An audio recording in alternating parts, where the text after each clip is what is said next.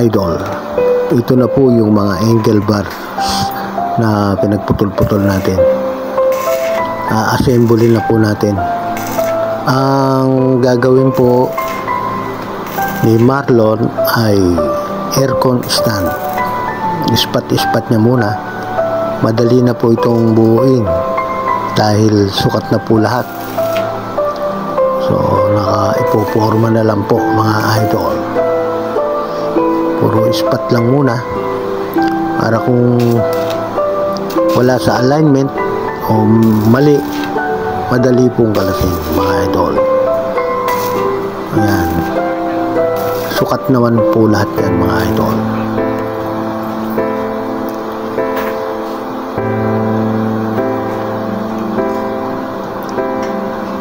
Nagamitan po ng eskwala para makuha natin yung mga saktong angle mga idol.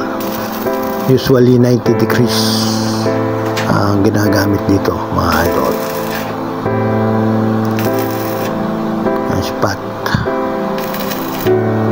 Ispat lang muna mga idol. Kung titignan mo mga idol, parang napakadaling gawin.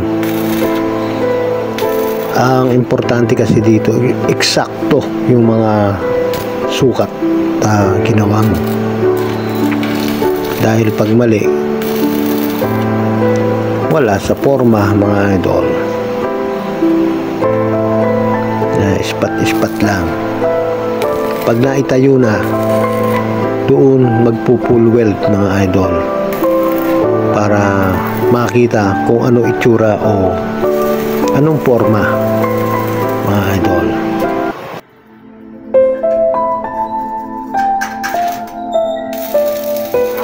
Magaling talaga mag-welding itong si Marlon mga idol.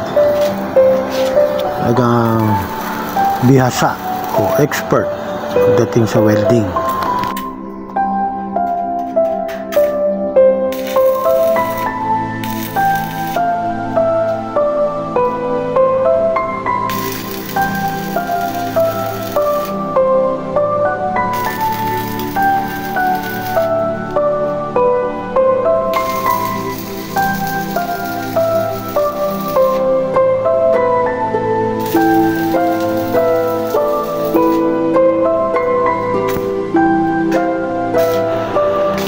Tinanong ko siya mga idol kung saan siya natutong mag-welding. Experience lang daw. Hindi siya nag-aaral sa mga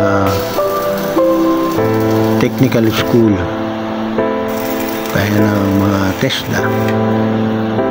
Experience lang mga idol. Yung mga ganito magagaling naman. Ang disadvantages lang pag nag-apply ng mga trabaho sa malalaking kumpanya o sa abroad, hinahanapan na ng mga certificate.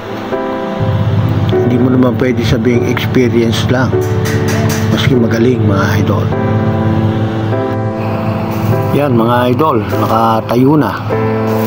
So, makikita mo naman kung wala sa alignment. Sige, gewang-gewang yan pag wala sa alignment. So, lapat naman ang mga paa niya.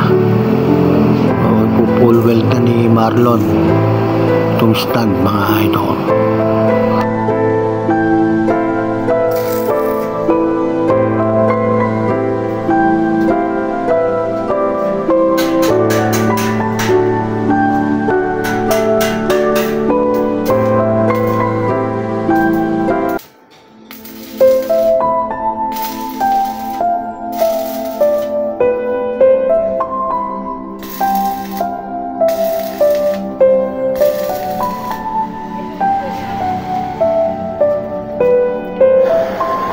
Yan mga idol, pinupull weld na.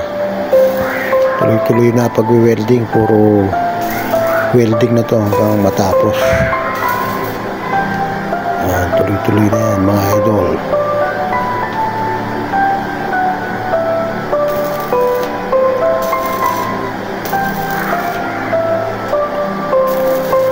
Yan, lahat ng corner.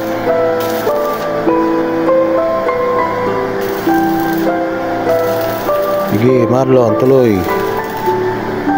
Ibayan mo. Para hindi babagsak yung aircon pagka ginamit natin ito.